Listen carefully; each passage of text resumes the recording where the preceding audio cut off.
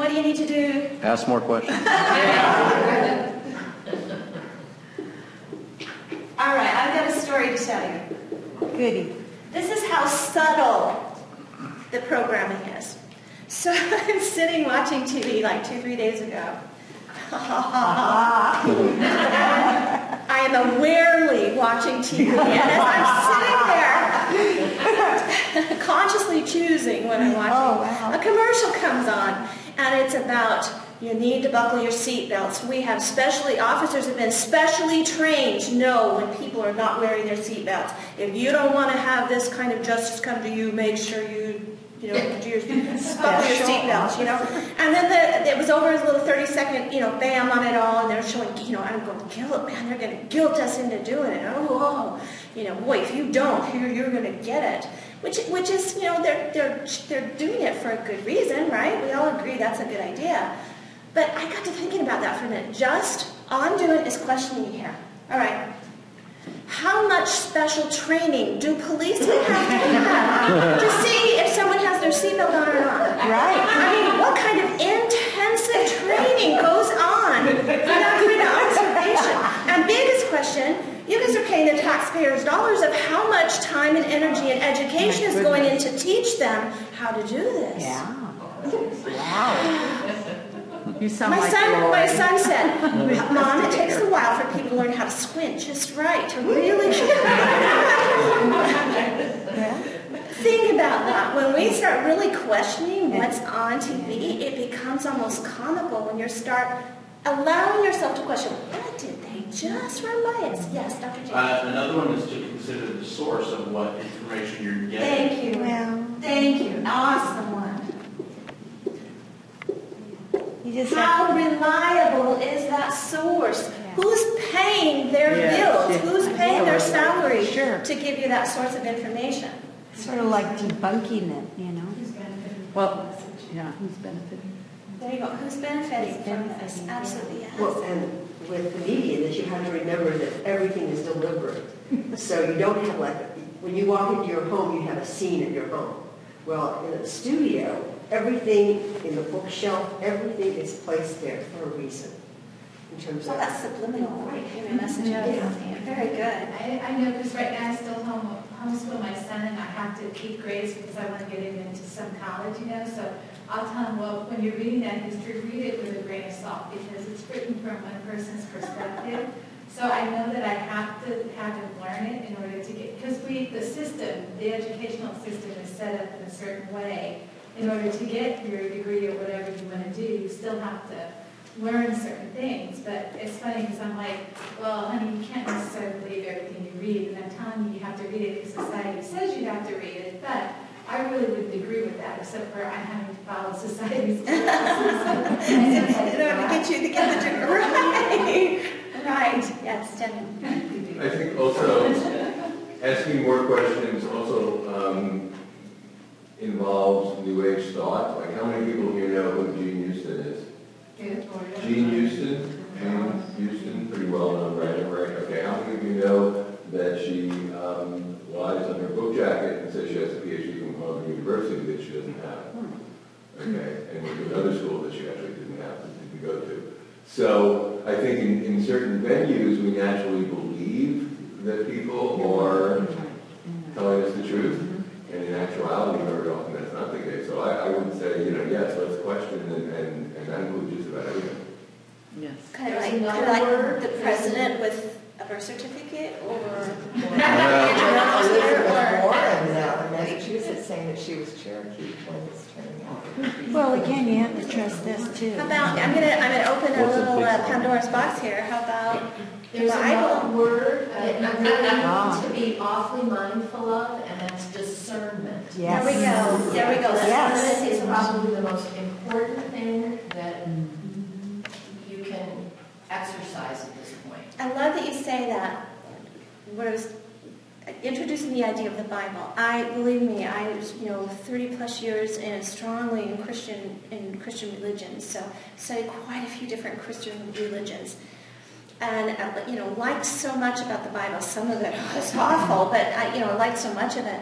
And I was trying to figure out, how does this fit into spirituality and all of this stuff. Then when I found out that there's 23 versions of it and how many times the government went in and had things changed in it all, I mean, do you realize to get pure information out of the Bible, you then have to go back to the first original one, how many of those are in print right now, and find out that information, which was then gone down for many generations before it was actually, and then it was translated in the meaning. So here's the key. At one point, I was overwhelmed by all this information.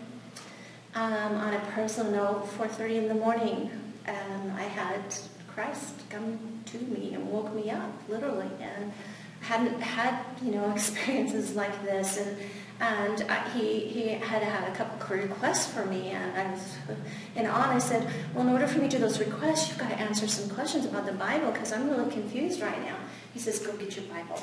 So I went and got the Bible, and I sat down, and for the next hour and a half, I said, you said this, and he said, oh, let me rephrase that. And then he said, so I went through like the first, from Matthew 5 to Matthew 7, so I went through the Beatitudes, and I was asking him what he said, and his words that he put in there were so incredibly different, had massive meanings. Sometimes it's just one or two words changed in there, massively different meanings than what was said. So it helped me understand, all right, going back to what you said, spiritual discernment. If we're taking everything literally, Yes. and that is the only truth, we're missing out on the next rung of truth, which is going to give us a higher perspective of that. And the next one. It's not about you finding ultimate truth here. It's about you finding that next level of truth and the next level of truth. And that's what we're doing. We're climbing up the scale of truth. Absolutely. So, all right, going back to this then, I love that you said that about spiritual discernment. So, lack of personal power, how do we become empowered? What do we do to become empowered? Take dominion over our existence. Yeah, All right, find how our do we take dominion? Find our truth. Find our truth. All right. How about You own it. How about you just realize, wow, I am an empowered being. Yeah. I have the right to have direct inspiration coming directly to. I have an inner guidance system built in, just like everybody else here does. All I have to do is tap into that. Just listen. All you have to do, you don't have to hear. You don't have to see. All you have to do is just go, does this feel right? Mm-hmm. That's Trust it. I know. And this will trusting tell is you, it'll hard. tell you everything. You get really good at this, other things start opening up. So follow that inner guidance. So, trust. You are empowered already. The fact that you feel unempowered is a non-truth. You're giving it away. Don't give it away. Just own it again. I love that you said that. All right. Being run by emotional, or our subconscious, or the emotional aspect of us. The inner child aspect of us. How do we stop being run by what happened to us when we were kids? Read it, we're not kids. Okay. First off, is a choice, right? Yes. You literally can stay in that thought process and stay in the victim mode, or You give thanks for everything that's been shown to you And then you grow up. Gratitude. because it was all a lesson. okay, giving thanks for the opportunities to grow and expand. If you are still in that same place, have you got any expansion? If you're still wounded, have you healed yourself enough to get past those wounds? Now, I know I'm being hard on you. I know I am. I'm only coming from a place, if I told you my childhood, you would get where I'm coming from on this. I'm not trying to be non-empathetic. I'm actually trying to be just exactly the opposite, to say, don't let that hang you up anymore. That was then. It taught you lessons. If nothing else, it made you exactly who you are now, which is strong, resilient, empathetic, compassionate. Hopefully it turned you into a much better person because you had to exercise energy and power inside of you that you may not have done if you'd have gone to the perfectly structured family. Ha, ha, ha. I think we have to add in forgiveness there also. Fantastic. I have that down. I'm so glad you put that. Yeah, I was going to say. Forgiveness, not only for the others involved, but for yourself, for just being a victim. You were playing a role. You were giving them an opportunity to stop victimizing. Maybe they stopped victimizing, maybe they didn't. What they did teach you was no longer acceptable. Hopefully everybody got that in your heads. Okay, that behavior no longer acceptable. I'm not going to allow that one to happen anymore. I'm going to set healthy boundaries. Then I can interact with them. Or maybe not a good place to interact at all anymore. Maybe I need to move on. But from here on out, that happened then. Now I choose to clear, forgive, and let go. It's so much easier to let karma get them than for you to try to carry it around. It's just not worth it. It's too hard. Just know karma's going to get them better than anything you could dish out. So let it go. It's not worth it. Yes? What I was going to say is, if you make a statement to yourself that you are going to release all patterns, behaviors, beliefs that no longer serve you, that's really powerful. That's empowering. That's changing your perspective. All of the patterns, behaviors, and beliefs that you've been carrying with you that have come from your family, from all of those sources that are sitting on the left side there, if you release all of those, you're going to be in a far better place. And we think it's hard, isn't it? I mean, we have a concept that we think it's going to be hard and painful to release this. Do you actually know how simple it is to do that? What's hard is hanging on to it. My gosh, what that does to the body system. I think there's also another aspect that if you forgive all these things, if you let them all go, you lose some of your identity. You don't know where you want to go or who you want to be because you feel like you've been oppressed or been a victim all your life. You forget how it is to love yourself, to love other people, to forgive, how to accept yourself, all kinds. You're such a foreign entity that people are afraid to give up that familiar and challenge that. I taught a class, I don't know, probably about 10 days ago on relationships, on how to be able to develop healthy relationships and to have a soulmate in your life and develop a positive soulmate connection. And one of the biggest things I had everybody do was just stop and start imagining what it was like to have this amazing soulmate next to you that you could hold hands with, that you could curl up and watch TV with or a movie with, that you could go places with, that you had someone to feed back information, someone who was intimate emotionally with you, someone that you could physically shower your affection on. Just having that around you at all times, enjoying that, knowing full well that there might be a few disagreements along the way that were short-lived, but it didn't matter because the positivity of them being in your life was more powerful than the point they were at that moment, which was most were resisting and pushing. I want a soulmate, but there's no but in there. You got to get that out of there. It's simply you do or you don't. If you're not sure, you're pushing. So when you get it to be strong enough, when you want healing and clearing to be strong enough within you, it has got to become stronger than some of the hurts and pains and infiltration of this other stuff. You have to want it more than you want that and be willing to let it go because that feels so much better. Ask yourself that. Is what I'm feeling now holding on to this, is it better than being able to be free and not carry that around with you anymore? And more importantly, not carry that into other relationships and have those patterns repeat because I'm still carrying my backpack around with me with all this stuff. Yeah.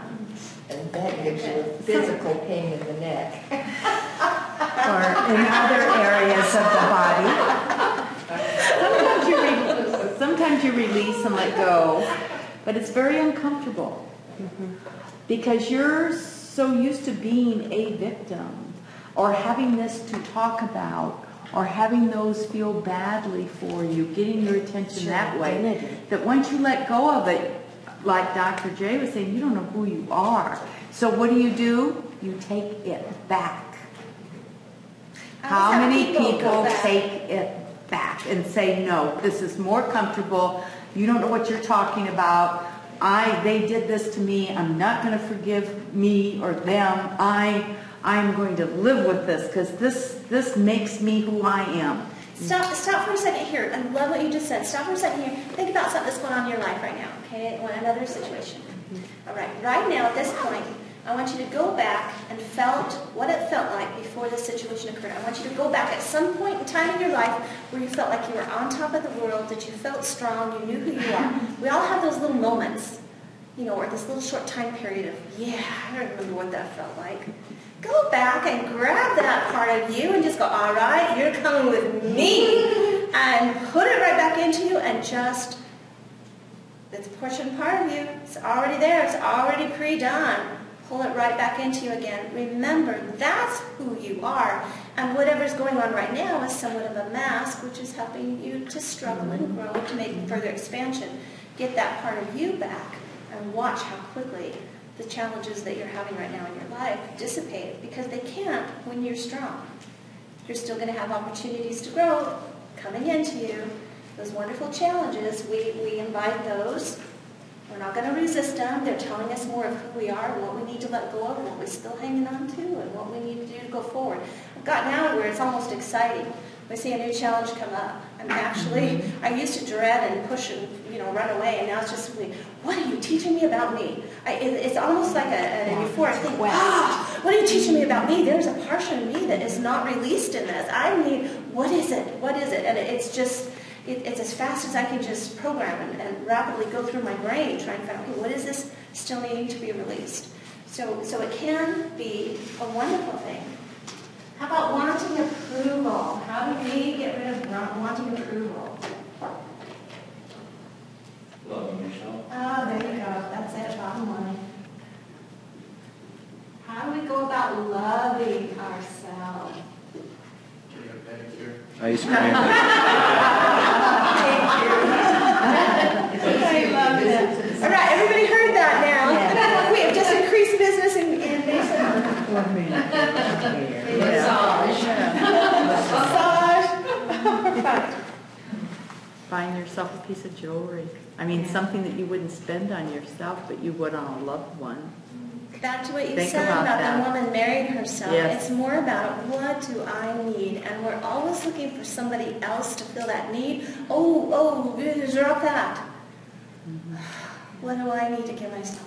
What do I need to do? Sometimes it's just permission. Mm-hmm. Right. To be. And sometimes if we've had experience with intimate partners in the past, and it's been hurtful and changed us, or we feel that it's changed us, we throw away the baby with the bathwater. We forget the way that we felt in that experience, in the love. And, we're generating that from our core self. So when we distance ourselves from that experience, we distance ourselves from that part of our love that we put there. So we lose all of it. So trying to remember that that's part of our loving selves. And that we didn't do a bad thing there. We're embracing the We're whole embracing part that and forgiving that that and brought to loving us. this. And it's really, really important to remember that, because Sometimes it's, don't like that. Right. Don't like the way that felt. Don't want to do that one again. But I really, really like this. So I'm going to keep Right. all of this. Keeping all That I'm going to remember, so I have a better boundary system in life. Absolutely. So that I'm more aware, so I don't call that back into my system and it calls exactly the opposite into it. right on. So very good. All right, one more. And then we'll- And I like to try to think of myself as a conduit of love, because sometimes I feel the most love for myself when I'm giving love. So, because to me it's not necessarily that I go get something done for me, but that sometimes when I'm feeling maybe not totally loved being towards myself, I feel the most love when there's something going on that it's flowing through you. Yeah, well, creator source. When creator source comes into you and you're gifting and you're serving other people, you get a euphoric state because you're connected with creator. You're serving. It's wonderful. But that only works if it's unconditional. You're not waiting on that other person to say thank you or appreciate that. I love that. You have to do it from your heart. Otherwise, you're not loving yourself. Those attachments to the outcomes can catch us, most definitely. So, all right, so talking about all this with mass consciousness, we see where the sources are coming from. We also realize they're coming from our past and our own life experiences. Here are some of the ways that we can make positive changes in our lives to be able to facilitate building unified consciousness. So let's find out how to build this unified consciousness, this unity consciousness that is so important to Earth's evolution. If we think about it, I've heard this quite often over the last couple of months, and I do believe it's an implant of information. It's just me. What can one person do? And basically what that tells everybody is throw your hands in the air and go, oh, well, we're in this ride, so what can we do? I'm so going to take that away from you tonight. No more excuses on that one. No. What one person can do, I'm one person. And I'm sharing with all of you right now. If all of you go out and share just a little bit of this here and there. I'm not saying get up and give a speech. I'm just saying share it with a couple of people that are around you, co-workers. If family won't listen, co-workers or friends or whoever might listen, just teach them to challenge a little bit. Teach them to think a little bit differently, to give themselves permission to think outside the box. It only takes 144,000 of us working together, feeding into a consciousness, morphogenetic field of positivity to raise the entire mass consciousness of the earth plane. That's billions of people. 144,000. If we start this here, Mesa. It's oh my gosh, Mesa like that. And everybody Mesa, boom. We've got Arizona covered just like that. Arizona, boom. We've got 50 states covered. Boom. It doesn't take long. Anybody heard of the 100 monkey theory? Okay, let me break. How many have not heard the 100 monkey theory? All right, very, very quickly, I'll tell you the story. Japan decided that they were going to do an experiment with monkeys. They had specific islands there that they had indigenous monkeys on, that they had a very limited amount of, or they had a very limited food supply that these monkeys ate off of. There were also some islands, and scientists were studying down in Australia, I think it was Australia too. They decided to go ahead and introduce a new food to these monkeys on these islands. So what they did was they got sweet potatoes, and every day they would go by and drop these sweet potatoes along in the sand along the beach. Well, pretty soon one little monkey went up and he tasted the sweet potato, and he got everybody pretty much eating the sweet potatoes. So that was pretty good, except for there was a problem with sweet potatoes because they were sandy, and they had the sand all over them. So one little young monkey went down and washed his off before, and then he ate it. Now, he did this for a long time before some of the other younger monkeys went, they had a pretty smart idea there. I think we'll go do that too. They started doing it. Eventually, that monkey's mom went, sounds like a pretty good idea. Went down and started washing hers. The adults followed. What happened was so interesting.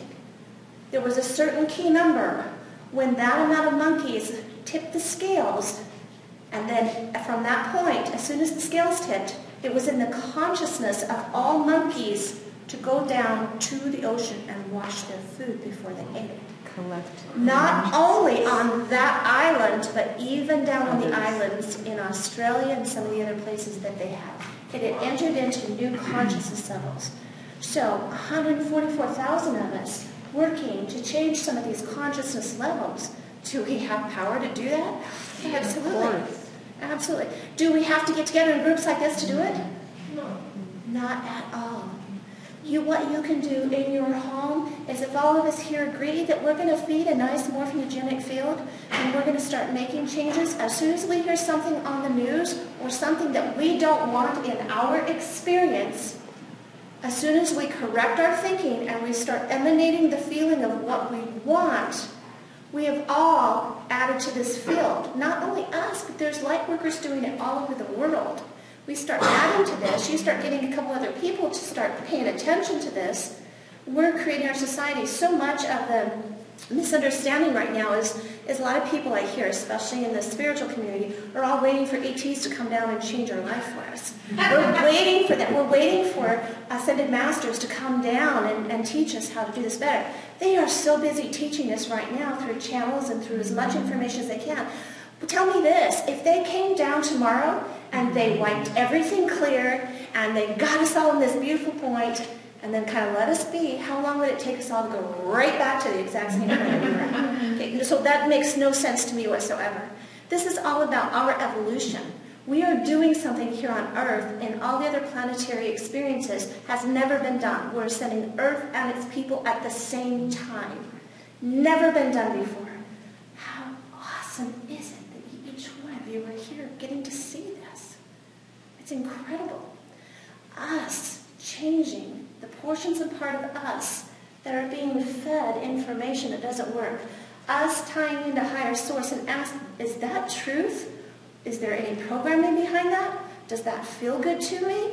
If it doesn't feel good, first thing you do, all right, I'm no longer going to put my attention on that anymore. Fires. Fires going on here. Momentarily, we are feeling the fires or seeing the fires. If we're listening to the media, oh, we're going to have to be evacuated, oh, it could come down the valley. All right, no, you know what the first thing I do, as soon as I hear fires here around the valley, very first thing I do is I'm going to go immediately into, that's the reality of what is being chosen. What I'm going to do now is beautiful blue skies. I'm going to see rain coming in, lots of rain. Not only rain just to take care of the fire, but I want to see it filling up all our reservoirs here. I want to see all the plants going lush with this. I want to see the lakes completely full. That's what I want to see. I want to see it being done in a proper way so that everybody benefits by it. That's where my thought is going to go immediately to change that situation. We all think, oh, I can't do anything about it. Oh, yes, you can. Anything you hear that you don't want in your experience, stop, find out what the opposite is, exactly what you do want. Then you go immediately into building and creating what you want, and then putting the emotion and energy into that. When you do, let it go. Be mindful of your thoughts, your words, and your actions. That's the bottom line of everything. What you think and what you speak, you are putting out to the universe. That's the energy you're putting out. So if you put out love and positive and help, that's what you're going to put out. If you believe all of that and you put your attention on it, that you're creating it. It's a vicious cycle. Isn't it beautiful that each one of us is in charge of our ascension? It is. And it's so cool. You don't have to get everybody else doing this. You just do it. And then you add to these wonderful fields. And then we start getting everybody to add to these fields. It takes 144,000 of us to change mass consciousness frequency a fraction of a degree. Now, used to be, to get consciousness to raise a fraction of a degree, it used to take 1,000 years or more. Now, we can do it in less than 100 years. That's just with the tiny amount of people that we have doing this right now. Imagine adding all of you today to that. Wow. That gives us exponential growth. Yes? Where did the 144 come from? She's questioning. Bringers of the Dawn is when I first read about it. What's that? Bringers of the Dawn. Bringers of the Dawn. That was Barbara Messina. Yeah. This is what some from Star Nations have. 144,000 is a very powerful number because you go on degrees of 12. And that's what the universe runs off of too. So between that and 12. Has come out with that in some of his books also. Yes. And even if that number is not correct, I don't care because at least it's a goal for me to shoot for. At least it's something. But going back to the 100 monkey theory, doesn't that make sense that if it happens in those communities, we can do it with humanity? Well, just stop and think for a moment. You all have people that you know from different parts of the country, the U.S. We didn't have planes, we didn't have televisions, we didn't have radios, we didn't have travel. Someone from the real West here cooked, my grandmother cooked like someone cooked from the East Coast. Now, wait a minute, how did that happen? How did all of this stuff get going? There was no radio, there was Pony Express. No one traveled and moved. It is that knowing. Collective. It is that collective. We put it out there. What about prayer circles? Have been working for, they say there's years and years. Or, you know, where they've changed the water molecules just by people sitting around. I mean, we know that this is energy that's coming out and going in. We want to think higher consciousness. We've got to adapt the rules, which are we are all one, we are all connected, and that we are much more powerful than what we've been led to believe. And when you live what you're talking about here and doing what you have prescribed, it comes across to others out there who are fearful, who are doubters, who are in a hurry, who are nothing positive to say. They'll look at your calm and your peace and say, what's wrong with you? And I love that question, you know, what's wrong with you? Because then I have an opportunity to tell them. You know. Yeah. Knowing that each one of you can help in a very massive way to change our environment to a higher way of thinking and a higher way of living, doesn't that make you feel kind of good? Mm-hmm. Makes you feel a little bit powerful, I hope. Mm-hmm. I sure hope so. Knowing that we can affect this as we start putting our thoughts more on being unconditional in our loving and putting joy into each situation that we're encountering, we can make a massive change. So I want you to just kind of think about some of this. How about every person that comes into your life, every person can be seen as a very grand opportunity for you to send a wave of unconditional love and joy to. Wow. Wow. Mm-hmm. I want to have you ask yourself these questions here. How many times a day do you uplift someone? How many times a day do you uplift someone? Back when I was in high school, I saw a woman who really, really made an impact on me. And I noticed, just watching the interaction of the people I was just observing, watching. Each one of the people that came to her, when they left her, they felt better. And as I watched and observed that, I went, I want that. I want that. So I made it a goal, and it was just a private goal, that anyone's interaction with me, my goal was to make sure that they left feeling better than when they first came. Mm-hmm. And it just became a standard. This came so clear to me, even when I was driving through the bank teller. If I was in the grocery store looking at the person who was checking out, instead of being frustrated at and impatient at them not checking out fast enough, my focus became, I'm in your presence. How may I thank you for assisting me today? How can I give you love? Sometimes it was, I'm just going to look you straight in the eyes and I'm just going to pour out unconditional love. Sometimes it was a big smile. Mm-hmm. Sometimes it was, wow, you're really amazing at how much you have to do and how well you do it. Just giving some kind of an understanding. Now, this isn't just, I'm not false feeding. I'm really observing what I'm seeing them do. Mm-hmm. It keeps me out of judgment. It does. Especially if you see someone who has a lot of tattoos or piercings, and it's a bit distracting of that. Rather than me seeing and observing that, I'm immediately going into, look into my eyes, sweetheart. Let me see who you are. Let me gift you who I am, and you gift me back, and we're both better because of it. So many times when I see a teller, especially a checkers at the store, and it seems like the angry person always gets in front of me in the line. and I think that's for a reason, because I'm there to dissipate it as soon as they go. So we get them out of the way, and then I'm just going, oh, you were so incredible in the way you responded to them. I just noticed that. You kept your peace on it all. You are rare. That was a rare gem. I'm so glad that I got to see and observe that. Thank you for showing me what true behavior is. And, we talk about dissipating a situation like that where she's still in the mode of, suddenly all of a sudden different perspective came in there. We're here to bless other people. Do you uplift everyone? We're not going to exclude anybody.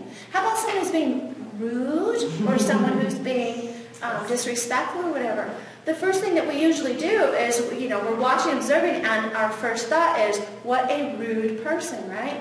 We've just emitted that thought right into consciousness thinking. Consciousness goes into rude people, which then what? Get ruder. Makes them get ruder. They got goo on them. They're gooey, and they're trying to get the goo off of them. It doesn't feel good, so they spout it out. So if you get in the goo with them, then you're getting gooed. Who wants a gooey situation? So the whole idea is when you're seeing that, instead of seeing a rude person or a disrespectful person, immediately go into the idea of what is it that can I see that is joy there? What is it that I can send love about? Maybe if nothing more, if someone is being very, very unpleasant for me to be around, The only thing that I can do at times is I pull in a big pink light from Creator Source, I make it into a big cloud, and I sign my name with love from Holly, and I just blow that right to them and let that pink light just surround them. It's all full of love, and then I invite angels, please go surround that person with love. That's what they need. They need love. They don't need judgment. So we are powerful emanators of Creator Source love if we choose to be. If we're stuck in our own head and our own goo, we're missing opportunities. And I love what you said about making people happy, that's one thing that makes you feel good. This is amazing. Quick story here. 2 nights ago, I happened to be pulling into Jack in the Box. Rarely go there, but just did. For some reason, just did. Now I know why. Pull up, place a little order, go up to the window. When I got up to the window, the man said, the person in front of you paid for your food, so there's no charge. What? Yeah. Well, that lady that was in front of you, she paid for your food. You know her, don't you? No, what? She paid for my food? I couldn't figure it out. I never heard of anything like that, And of course, she drove off. She was gone. And so he hands me my food, and I drive off. For 30 minutes, I am on this high going, wow, people do that. All I could think of at that moment was, I can't wait to do that for somebody else. Yeah. Oh my gosh, I can't wait to do that. They're doing it all. Paying it forward. It was so amazing. We have a beautiful opportunity Yes. to be able to do that. As we form judgments about people, we're keeping in the goo. As we interact with people in a very perfunctory way, in other words, just trying to get through the transactions as fast as possible so we can get home and get on to our lives, we're missing the point. It's the experience of how many people are you interacting with, how many people are you blessing. It doesn't matter what you do in your profession or where you work. This is a spiritual calling in your work. You want to be on your life path, true life path, and find your purpose? You are an emanator of light and love, and it doesn't matter what you're doing. As long as you are bringing that into your reality and the reality of those around you.